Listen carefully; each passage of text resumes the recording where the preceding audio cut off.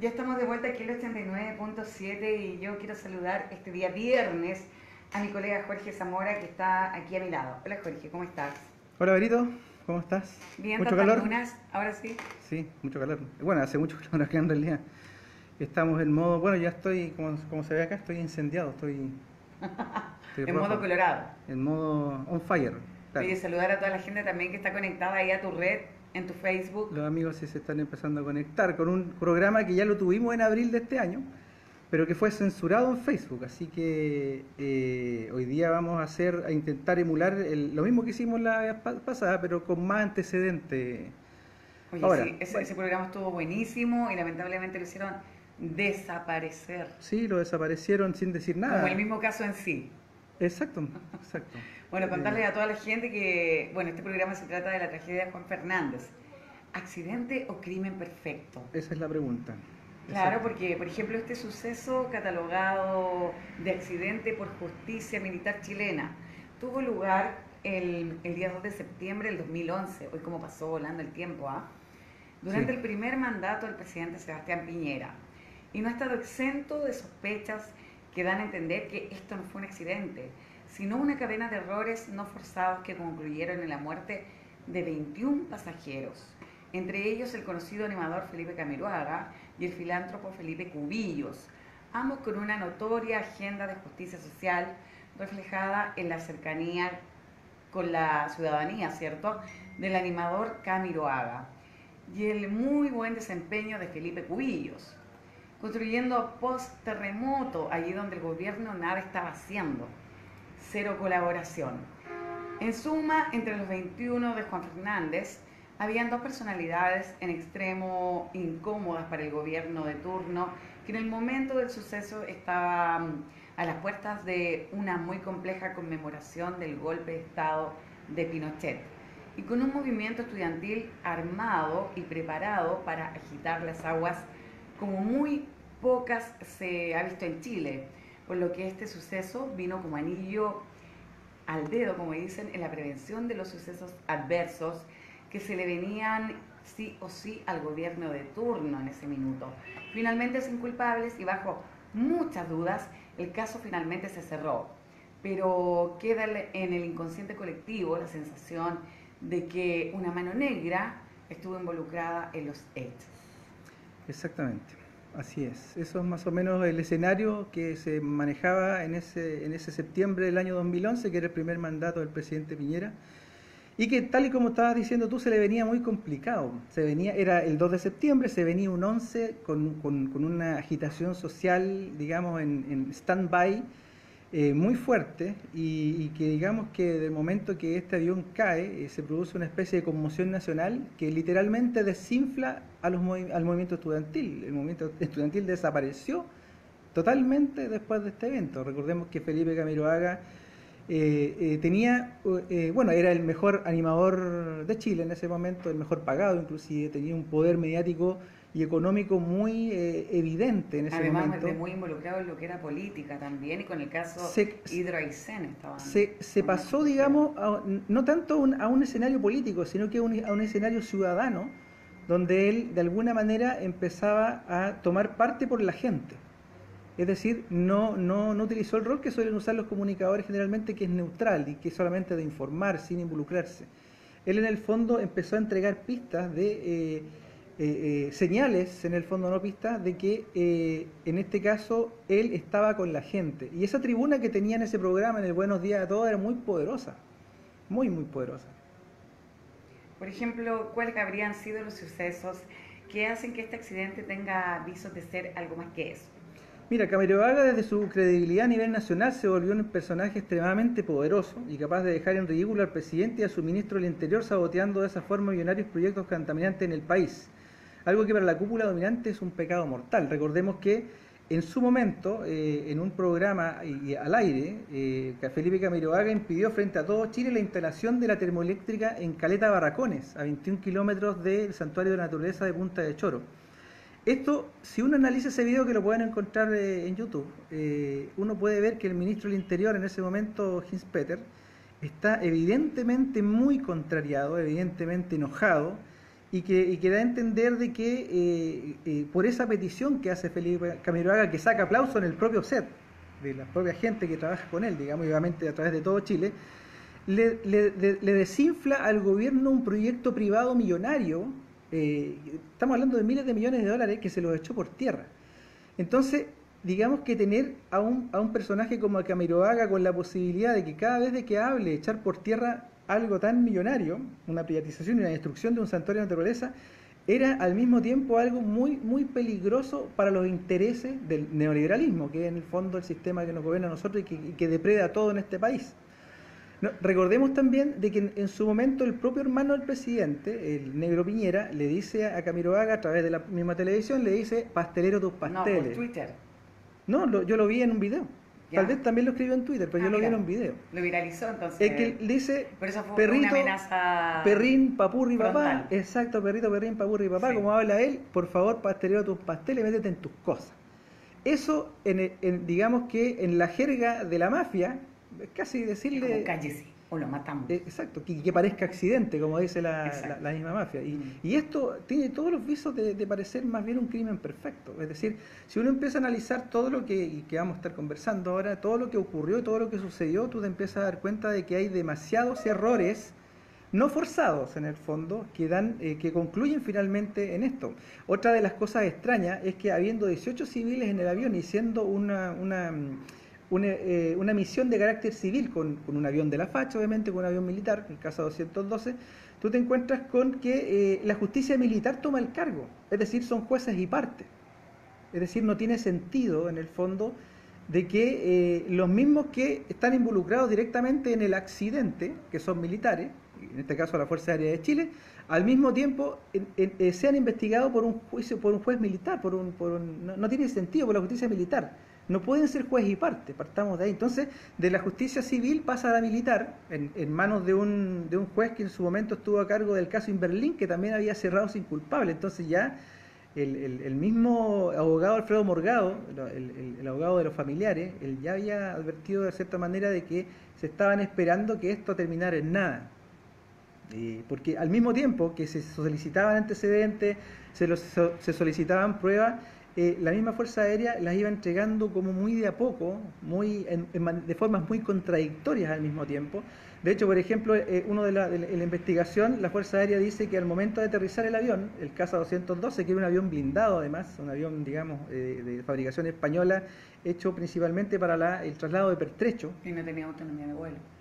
En este caso, bueno, esas son las cosas raras. Por ejemplo, la FAT decía que al momento de aterrizar el avión, habían 40 nudos, digamos, de contra para el avión. Un avión que podía trabajar más o menos estable entre los 30 nudos, por lo tanto no podía estar estabilizado, por lo tanto 40 nudos se entiende que se haya caído.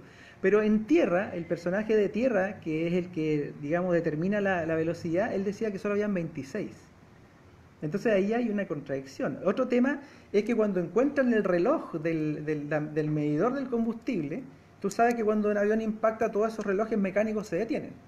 Resulta que lo que señala la investigación de la Fuerza Aérea, de los militares, los jueces militares, marcan cierta cantidad de combustible, mucho menos que lo que realmente marcaba el reloj al detenerse. Entonces, hay algunos indicios que indican que el avión hasta a lo mejor tenía suficiente combustible hasta para volver, pero era como muy necesario, o se vio así de alguna forma, que se entendiera como que no había suficiente combustible para, en el fondo, también elaborar la tesis de que se cayeron porque se quedaron sin combustible, pero la verdad es que se había combustible. ¿Qué piensas tú de todo lo que se comenta? Que cuando se pidió el rescate después del accidente, se demoraron mucho. Se demoraron 4 horas para dar un visto bueno. Sí, mira, todo esto fue muy raro, fue muy extraño el hecho de que se demoraran tanto. También otra de las cosas extrañas es que es la cantidad de trozos en que se partió el avión. Recordemos que en la pista de aterrizaje que está en la isla Juan Fernández, mira, vamos a hablar de eso, inclusive los familiares lo dicen en algún momento, claro. Uno de los familiares.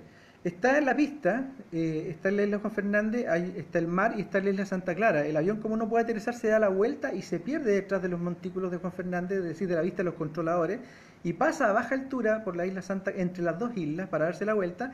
Por lo tanto, el avión no iba tan rápido ni iba tan alto como para desmembrarse de la manera en que se desmembró. De hecho, mira, a propósito de lo que tú me acabas de preguntar del tema de la bomba,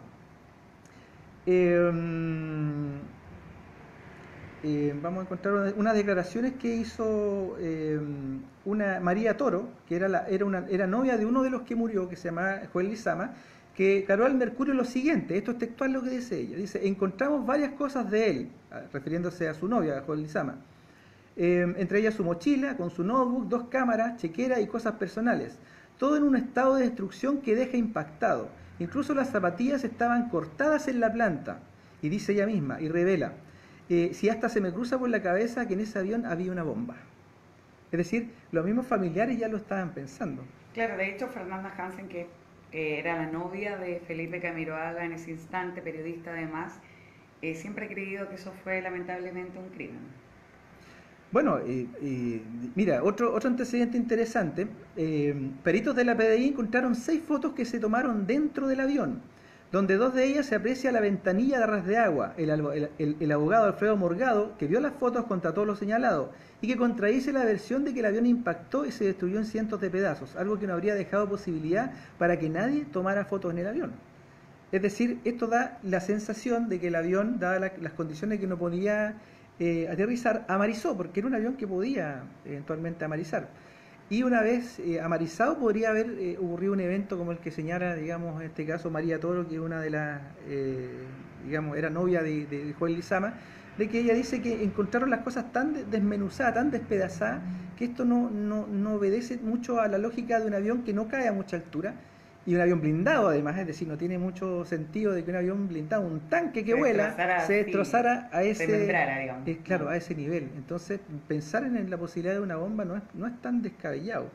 Mira, otro detalle interesante: hay un mecánico de la FACH que declara que él instaló los tanques subalares, es decir, tanques de combustible que se colocan debajo de las alas para evitar este problema que había de que el avión tenía un punto de no retorno, una emisión de punto de no retorno, que los pasajeros no sabían que existía eso. De hecho, el hermano de Felipe Camiroaga dice de que si Felipe hubiese sabido que no había punto de retorno, él no se sube. Jorge, no te vayas, vamos y volvemos. Ya.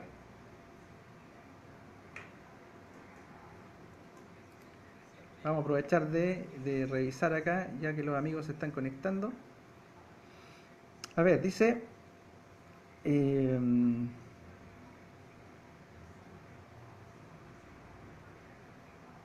Rodeco Barapsija dice: muy interesante su programa, ya se me hace habitual escucharlo los viernes, siempre vuelven, aunque los quieran desaparecer.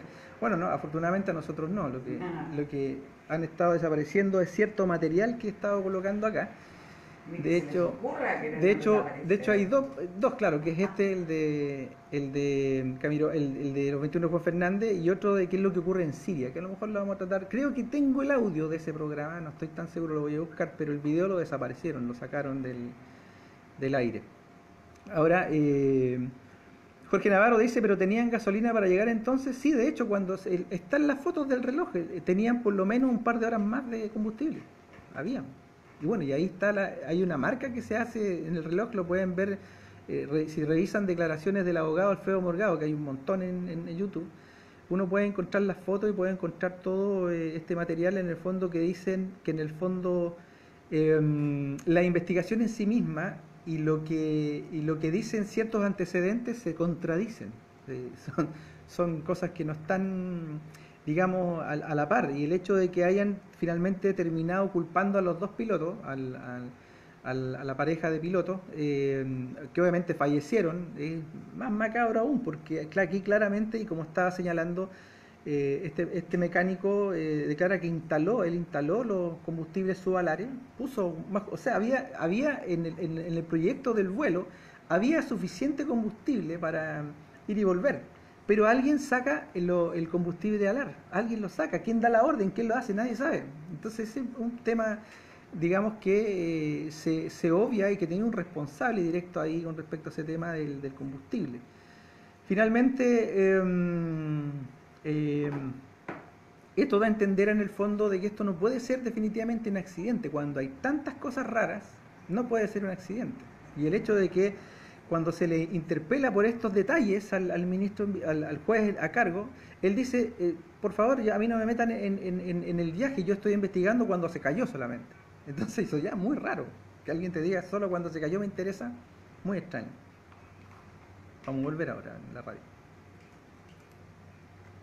Y para toda la gente que esté en el dial, por supuesto, ya estamos aquí en la FM7 de vuelta, después de la pausa, ¿cierto? Y yo junto a Jorge Zamora, aquí con el caso de los 21 de Juan Fernández. Sí, estamos haciendo una pregunta, si esto fue accidente, un crimen perfecto. Exacto. Bueno, retomando un poco la idea, Camiroaga se convirtió en un ferviente defensor del movimiento estudiantil chileno, grabando para ello algunos videos que dan fuerza a la idea de que la educación tiene que ser un derecho y no un negocio. Lo que obviamente irritó aún más al gobierno neoliberal de Piñera, que a los cuatro vientos ha manifestado que la educación es un bien de consumo, vulnerándose así el Pacto Internacional de Derechos Económicos, Sociales y Culturales ratificados por el Estado de Chile en el año 1989, y que en el artículo 13 señala que los estados firmantes se comprometen a implementar gradualmente la educación superior gratuita.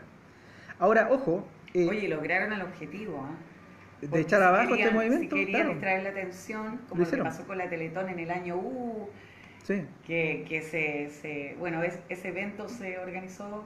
Detractores, como decía el ministro Javier Cuadra de Pinochet, usamos hasta el cometa Halley para distraer a la gente. Mira, la gente es muy pollita, se distrae rápidamente. Exacto, mira, esto es interesante lo que estoy hablando con respecto a la diferencia que existe entre un gobierno neoliberal como el de Piñera, que ve a la educación como un bien de consumo, frente a la propuesta que está adhiriendo Felipe Camiroaga, que es que la educación es un derecho. Yo estoy citando aquí este pacto del año 89 que fue firmado por Chile, donde se señala en su artículo 13 que los estados firmantes se comprometen a implementar gradualmente la educación superior gratuita, algo vulnerado por el gobierno de Piñera y también por todos los gobiernos democráticos de Chile. Es decir, si fue firmado en el año 89, quien se compromete es Pinochet. Mira las dicotomías de la vida. Es raro verlo desde ese punto de vista, pero quien dice ok a la educación gratuita es el propio dictador. Pero resulta que los gobiernos democráticos desde 1990 increíblemente no ratifican, es decir, no apoyan ni amparan este pacto firmado en el año 89. Privatizan todo, de hecho. Eso hicieron. Y ahora están todos involucrados en el negocio de la educación. Entonces, aquí yo hago un llamado al mismo tiempo a los diputados y a los senadores, por favor, el año 89 Chile tiene firmado un tratado internacional de educación gratuita. Y ustedes están todos callados, nadie lo menciona, nadie dice absolutamente nada. Esto es gravísimo. Y pasa un año y otro.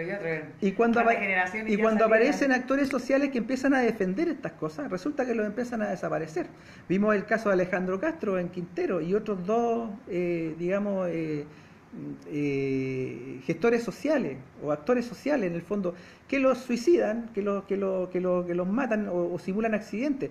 Ahora, en este caso puntual, curiosamente de nuevo en un gobierno netamente neoliberal, es decir, un gobierno que está creado, que está hecho en el fondo para defender este Chile en el fondo de compra y venta, este Chile donde los derechos sociales, la justicia social no existe. Aquí solamente existe el patrón dinero y absolutamente nada más. Y si alguien aparece incomodando esta locura en el fondo neoliberal de que todo tiene que ser negocio, lo desaparecen. No nos olvidemos que Alejandro Castro, el dirigente social de Quintero, el pescador de Quintero, fue encontrado ahorcado a ras de piso con su propio cordón de la mochila. Es decir, ¿quién se suicida a ras de piso? Es una locura. Y resulta que rápidamente la propia policía chilena saca los partes y dice, no, fue un suicidio. Y punto. Entonces, el mismo caso de Catrillanca, del comunero mapuche. Es decir, que dicen que es un enfrentamiento y resulta que... Exacto, y muere de espalda, le disparan de espalda, ¿te fijas? Y no por una bala loca. El tractor tenía más de 400 balas y uno de los autores fue hasta campeón de tiro al blanco. ¿Te fijas? Entonces, aquí no estamos hablando de accidentes, no estamos hablando de situaciones digamos, especiales. Estamos hablando de un sistema en el fondo que está sistemáticamente desapareciendo a los actores sociales que están en contra de este modelo neoliberal, que están en contra de la locura. Están defendiendo sus terrenos también. Mira, es que ese es el punto. Si tú en el fondo tienes, si tú eres de tendencia liberal, tú eres un gobierno de tendencia liberal, que te gusta la libertad de emprender, la libertad, etcétera, etcétera, pero aquí no está ocurriendo eso. Es decir, el neoliberalismo, yo lo he planteado muchas veces, es la traición del propio liberalismo, porque aquí no existe ninguna libertad. Aquí lo que sí estamos viendo es la libertad de grandes grupos económicos, que se adueñan de todos los nichos de mercado. ¿Por qué tenemos colusión del confort? ¿Por qué tenemos colusión de los pollos? ¿Por qué tenemos colusión de la farmacia? Porque son pequeños grupos, y muy grandes, digamos, en poder económico, pero son unos pocos que se están adueñando de todo en el país. Y cada vez que aparece alguien que les toca el interés, los desaparecen, los accidentan, los están matando. Y en este caso, el episodio de Felipe Camiroaga cumple con absolutamente todas las condiciones para sospechar de que en este caso, desde el minuto 1, de que esto no fue ningún accidente. Exacto. Bueno, como decías tú también, Felipe dio su apoyo a la idea de no al proyecto Hidroaicén, que también es millonario, por considerarlo un atentado contra la naturaleza. Atentado una vez más contra los megamillonarios negocios de los neoliberales y dueños de este país. Es decir, seguimos de nuevo en eso. Entonces, digamos que no es descabellado pensar que quisieran eliminarle, siendo que tal vez el primer intento de eliminar a Camiroaga fue el incendio en su casa. El incendio, claro. Que quisieron inculpar a una persona que creo que tenía trastorno psiquiátrico. Claro. Y de hecho, él ese día, mira, esto es bien curioso, porque Felipe Camiroaga ese día que se incendió su casa estaba lloviendo. Y él tenía que haber llegado a su casa a dormir, pero él por la lluvia se devolvió a un hotel y se fue a dormir a un hotel. Y por eso se salvó de no morir en el incendio, porque él tenía que haber estado allí. La PDI hizo una investigación y constata que fue intencional. Sí. Entonces, digamos que había muchas cosas extrañas. Por ejemplo, él empieza a hablar, también le cierran su programa de Halcón a Camaleón por la rutina de Kramer que involucraron al propio Piñera, que lo vimos ahora en la Teletón. De nuevo, Stefan Kramer le dio como caja al presidente Piñera, se lo dejó como exacto, lo dejó muy mal parado, ¿te fijas? Entonces aquí estamos hablando de que no se puede no pensar en el fondo de que era demasiado conveniente para este gobierno, para ese gobierno en el momento, que curiosamente es el mismo que está ahora, desaparecieran Felipe Camiroaga y también Felipe Cubillos, porque él como arquitecto y filántropo estaba armando todo lo que el terremoto del 2010 había destruido. Él estaba trabajando. Yo no soy el centro de atención o los actores principales. Lo estaba dejando mal. Los dos Felipes. En rearmar el país, digamos. Los dos Felipe, Cubillo y Camiroaga, cada uno en su nicho, digamos, estaba dejando muy, muy mal al gobierno de turno. Que no estaba haciendo nada. Exacto, que solamente decía vamos a hacer algo, pero al final no hacían nada. Entonces, porque como los civiles iban a ser más que el presidente. Bueno, y eso es una cosa, pero lo realmente imperdonable es el hecho de que Camiroaga les haya estado desarmando gigantescos negocios, megamillonarios negocios. Eso no se puede permitir. Es decir, el solo hecho de que les haya echado abajo la hidroeléctrica, la termoeléctrica de Punta de Choro, eso ya, imagínate cuánto dinero perdieron. Yo insisto, vean el video de Felipe Camiroaga, Hinspeter, Punta de Choro, si lo pueden buscar en YouTube, y vean la cara del ministro de Interior, Hinspeter. Es una cara de odio impresionante que rara vez se ve en televisión. Obviamente él trata de simularlo y se pone del lado de Camiroaga y dice, sí, vamos a hablar del presidente, es bueno escuchar a la gente, pero ahí se le echó abajo un negocio millonario. Y obviamente que era evidente que Felipe en esa tribuna iba a continuar haciéndolo. Por lo tanto, era muy necesario que él desapareciera de la escena. Así es que era muy seguido por todo Chile, no era conveniente. Sí, mira, ahora Felipe Camiroaga, una anécdota que quiero contar y que a lo mejor mucha gente no la sabe. A mí me tocó, yo viví 25 años en Santiago, y ahí me tocó un día estar tomando desayuno ahí cerca de Bellavista, del canal. Un día que estaba lloviendo muy torrencial y había una señora que siempre se ponía con un carrito de supermercado a vender su café y estaba lloviendo torrencial y ella se le atascó el carro subiendo a la vereda. Y en ese tanto que la señora está atascada, aparece un vehículo que se sube a la vereda y se baja una persona y le ayuda a esta señora y se ponen a cubierto y le invita a un café y se ve que están tomando el café. Y fíjate que era Felipe Camiroaga. Y eso en el fondo, bueno, en ese momento yo tenía una visión de Camiroaga, bueno, un tipo de la tele, de ser un tipo hueco, un tipo que no tiene ningún ninguna intención más de que aparecer en comerciales y que le paguen una millonada, etcétera, o en la propia tele, etcétera. Pero ahí me di cuenta de que Camiroaga en el fondo era un tipo tremendamente sensible, y ahí se entiende en el fondo por qué él adhiere al movimiento estudiantil, por qué él adhiere en el fondo a no estar del lado de los poderosos, sino que estar del lado de los ciudadanos. Y ese sentido, digamos, ese corazón que tenía Felipe Camiroaga, que se demostró tremendamente, digamos, en todo lo que alcanzó a hacer hasta que se accidentó, lo mataron. Yo soy más, digamos, pienso como la señora Toro, la señorita Toro, que piensa que en el fondo, al revisar las pertenencias de su novio fallecido, de que en el avión había una bomba, llanamente. Imagínate. Sí, de todas maneras. Ahora, el hecho también de que esas fotos que yo estaba mencionando, que estaban evidenciando que el avión había logrado amarizar, que no las hayan tomado en cuenta, que no hayan servido en el fondo para tomar en el fondo, digamos, el juez o la propia justicia en su momento, decir, oye, pero estos antecedentes dejan claro de que el avión no se destrozó al caer al mar. ¿Por qué no los toman en cuenta, te fijas?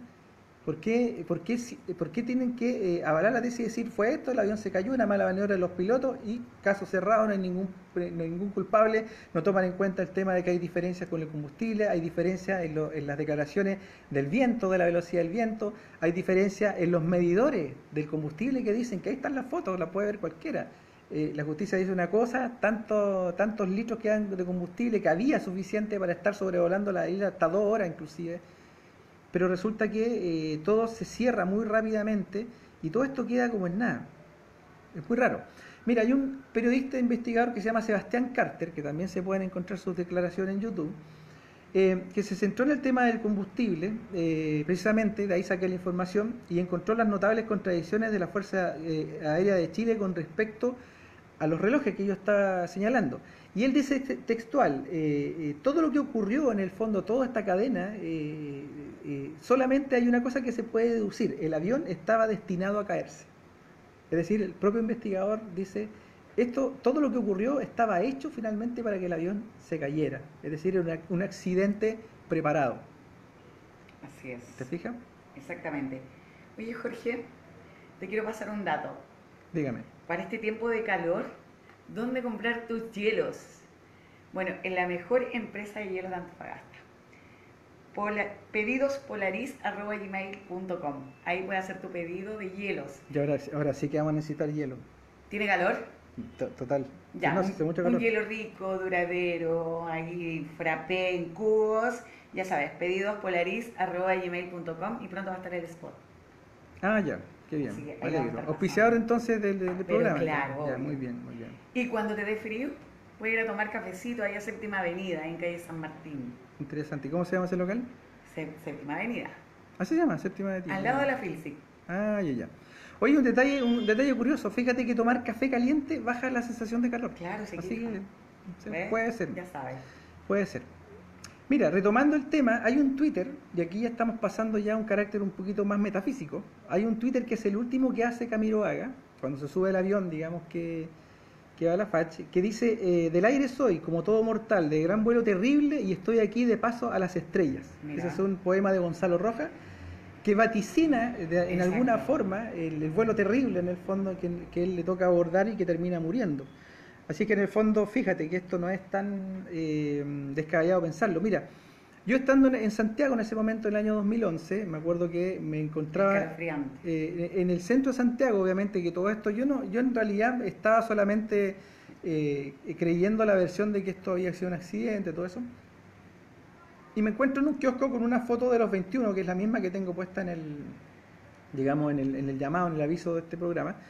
Y me encuentro con los 21 y resulta que hay un personaje ahí que es la Catalina Vela, que no la conoce mucha gente, obviamente, porque no era famosa, pero ella era una compañera de carrera mía. Es decir, uno de los fallecidos fue una compañera de carrera, licenciada en Arte de la Católica el año 94, y conmigo, digamos, pero era una compañera. Y fíjate que cuando la veo en la foto de los 25, una cosa me da entre el estómago y el corazón brutal. Y me interesa el tema, me interesa, digamos, esto, me pongo de cabeza desde hace mucho tiempo a revisar el material y me voy dando cuenta en el fondo de que esto definitivamente no pudo haber sido un accidente. Es decir, cuando tú tienes una gigantesca cantidad de errores, entre comillas, no puede ser accidente. Ahora los aviones suelen tener cajas negras. Las cajas negras son un aparato en el fondo que registran todo, conversaciones, vuelo, velocidad del aire, la presión, etcétera. Entonces cuando un avión cae se toma la caja negra y rápidamente se pueden determinar muchas cosas, pero esa caja negra no estaba en el avión. Ahora, ¿qué dicen ellos? Dicen que esto como era una misión civil, y entre comillas los aviones militares no pueden llevar caja negra porque si caen en manos de enemigos y digamos las 20.000 vueltas y la cacha de la espada en el fondo ya no había caja negra, pero realmente en el fondo yo creo que todo vuelo táctico, sea civil, sea militar, tiene que ir la caja negra, tiene que ir, porque en el caso de un accidente es fundamental para poder analizar muchas cosas. Ahora también, y dado que estamos frente a unas Fuerzas Armadas que ya están acostumbradas a mentirnos, ya vemos carabineros cómo nos han estado mintiendo con el caso Catrillanca. ¿Qué tal si la caja negra estaba pero resulta que la retiraron? La encontraron y la desaparecieron, ¿te fijas? No más probable. No lo sabemos, ¿te fijas? Pero lamentablemente no nos dejan más alternativas que sospechar. ¿Te das cuenta? Y bueno, y la policía en todas partes del mundo, cuando ocurre un accidente, cuando alguien muere, lo primero que revisa es quién se beneficia con la muerte. Exacto. Y aquí estamos diciendo que el primer gobierno de Sebastián Piñera se beneficiaba absolutamente con Felipe Cubillo, con Felipe Camiroaga, desaparecidos de escena. Y de hecho lo vimos. ¿Cómo fue el 11 de septiembre? Que se veía con unos estudiantes aguerridos ahí encima, luchando contra el neoliberalismo. ¿Qué pasó? Absolutamente nada. Se desinfló completamente digamos, la lucha estudiantil, que no nos olvidemos, tenía también a una personaje muy interesante que era la Camila Vallejo, hoy día diputada del Partido Comunista, que en su momento como estudiante decía que los diputados ganaban demasiado dinero y que había que hacer algo, y ahora que es diputada dice que no hay, que no se...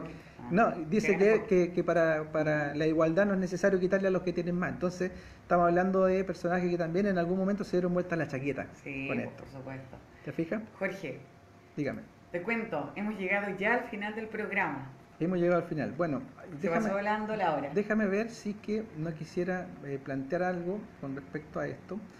Porque yo anoté varias cosas. Déjame ver si por ahí se me pasó algo, porque... bueno, Hidroaicén lo habíamos hablado, le cerraron el programa, empezaron a sabotearle sus propios programas en el fondo. El caso se empezó a investigar por la justicia civil y terminó en la militar. Esto ya fue muy raro. El abogado de la familia, Morgado, dijo en algún momento que al enterarse del fallo, nosotros creemos que esta misión jamás debió realizarse, las condiciones meteorológicas eran completamente adversas y en un operativo que no tiene carácter militar, que es netamente civil, se podría haber aplazado. Bueno, y eso es otro tema, es decir, ¿cómo es posible que se hayan dado los permisos para que, sabiendo que las condiciones del viento eran tan terribles, y la propia FAIS contrata 40 nudos en la isla al momento de aterrizar, ¿cómo es que dieron permiso? ¿Te fijas? Entonces finalmente, y esto ya lo dejamos a los amigos que están viendo el programa y que seguramente lo van a revisar después en diferido, que busquen material, revisen y se van a dar cuenta realmente de que en un avión, en un vuelo civil, puede ser que nos encontremos con esa cantidad de errores, pero en un vuelo de corte militar no. Porque sabemos que los militares tienen cartas, tienen check-in, tienen checklist, digamos, revisan absolutamente todo. Y aquí en este caso, inclusive volviendo a insistir en el tema del mecánico que puso, que él contata que puso los combustibles alares, los retiraron y nadie dijo absolutamente nada. Bueno, eso era todo. Eso. Bueno, Jorge, un gusto haber estado esta tarde contigo, tarde calurosa, pero muy bien con este importantísimo programa que esperamos que no se desaparezca. Que no se desaparezca de las redes. Como el avión. Exacto. Y bueno, despedirme de toda la gente linda que se conectó a tu red. Ahí a Jorge Zamora. Gracias, Jorge. Muchas gracias. Sí, nos vamos a estar viendo pronto, a lo mejor el miércoles o viernes, y vamos a ver. Y bueno, yo también me aprovecho a despedir de toda la gente que sintonizó el 89.7, que tengan un excelente fin de semana. Besitos a todos. Chao, chao.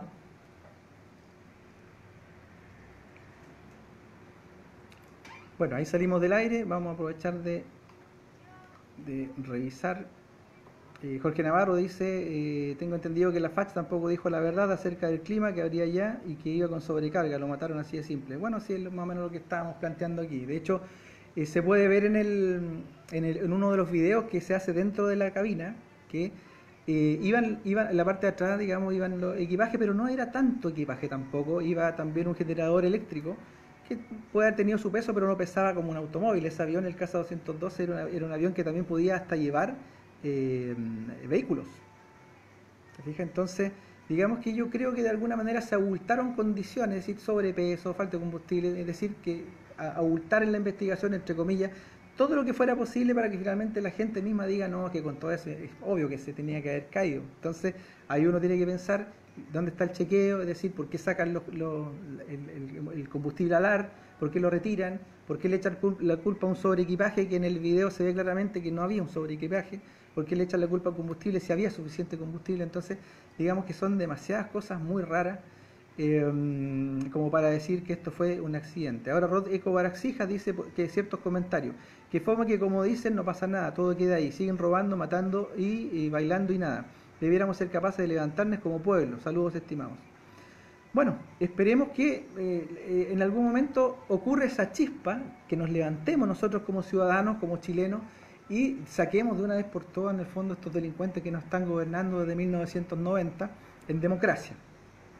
En democracia entre comillas, y que dejemos de lado toda trinchera en el fondo de izquierda y derecha y nos unamos como los chilenos que somos y empecemos a sacar este país adelante, porque la verdad es que esto ya no resiste ya. ¿Qué más estamos esperando? O sea, están eliminando a nuestros principales actores sociales. La propia Constitución, lamentablemente, en algún punto, y que digamos que esto es una aberración, no permite, por ejemplo, que los dirigentes sindicales se involucren en política, en partidos políticos, cuando deberán ser los primeros, los actores en política en este país. Porque claro, están capacitados para Exactamente, eso. Y no los permite, no se les permite. Entonces estamos hablando de que hay que cambiar la Constitución. Hay muchas cosas buenas en la Constitución que yo defiendo: artículo 22, artículo 5, artículo 19, 24, defensa del cobre, de los recursos naturales, recursos mineros, etcétera. Pero tenemos que hacernos cargo en algún momento de que esto tiene que cambiar, es decir, tenemos que dejar de votar por lo mismo de siempre, tenemos que empezar a ejercer en el fondo lo que dice el artículo 5 de nuestra Constitución, en el fondo que la soberanía recae en nosotros que somos los ciudadanos, ni siquiera en los diputados, ni en los senadores, ni en el presidente de la República. La soberanía radica en nosotros. Bueno, ahora sí, me despido de ahí si no alcancé a leer todo. Ustedes saben que me meto ahí a interactuar. Así es que espero que les haya gustado el programa y que creo que por todo lo dicho y por todo lo que espero que ustedes también investiguen, se den cuenta de que esto accidente definitivamente no fue. Así que un abrazo grande, nos estamos viendo en una próxima oportunidad. Chao, chao. Gracias.